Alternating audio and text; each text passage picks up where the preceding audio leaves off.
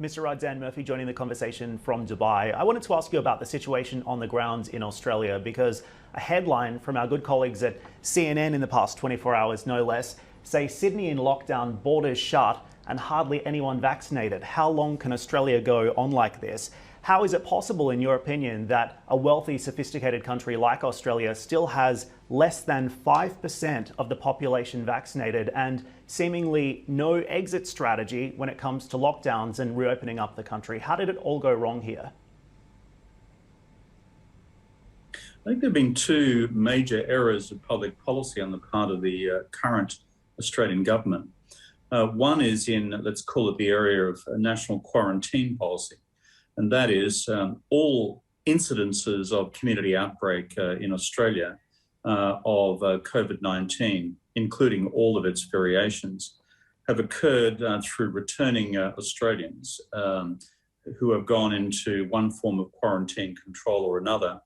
But because these have been implemented through a series of ad hoc hotel-based arrangements rather than dedicated quarantine facilities, and preferably outside of capital cities.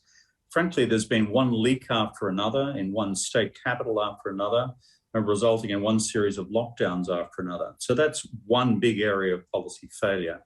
But the second, I think, is equally serious, and that is a failure of vaccination policy. The Australian government seems to have put all its eggs in one basket, which was the AstraZeneca vaccine. And when the scare emerged about, let's call it unintended side effects of AstraZeneca, despite them being very small, we then began to see a huge wobble in the national administration of vaccine policy and strategy. And that actually had a huge effect on the actual uptake of vaccines across the country. And then because they did not diversify their supply sufficiently, to have a big, as it were, alternative supply of either Moderna or of Pfizer or of J&J. As a result, Australians didn't have, as it were, a second option to go to by and large. And as a result, they've chosen not to be vaccinated. Now, the catastrophe arises, of course, when you get a variation of the virus like Delta or Delta Plus arriving on Australia's shores with low vaccination levels. Then you end up in the sort of lockdowns across Australia that you see at the moment, including the area where I am in what is normally a very safe environment in southeast Queensland.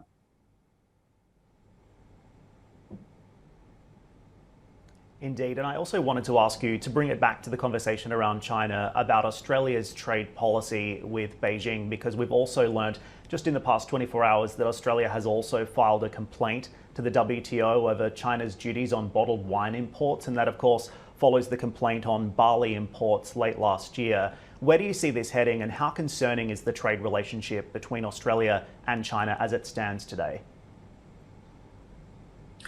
Well, the bottom line is there is an unfolding trade war between China and the United States, albeit in selective categories of trade. China, for example, has not taken punitive action in the area of iron ore for the simple reason China's domestic demand is strong as China's own recovery comes back, and there is no credible alternative global supply at scale to what Australia provides through a combination of BHP, Rio and Fortescue metals. And the Brazilian alternatives through Vale are simply not up to the task. But on the rest of the trade relationship, you see all sorts of skirmishes breaking out, and also open hostilities commence, not yet to the stage of a general trade war. Personally, my view is that it's no bad thing that the dispute resolution mechanisms of the World Trade Organization have now been called in to deal with these. Some have been initiated by China and some by Australia. The key thing will be the credibility of the WTO dispute resolution mechanisms in bringing about an effective arbitration or conclusion on these matters. And we also know they do take a long time.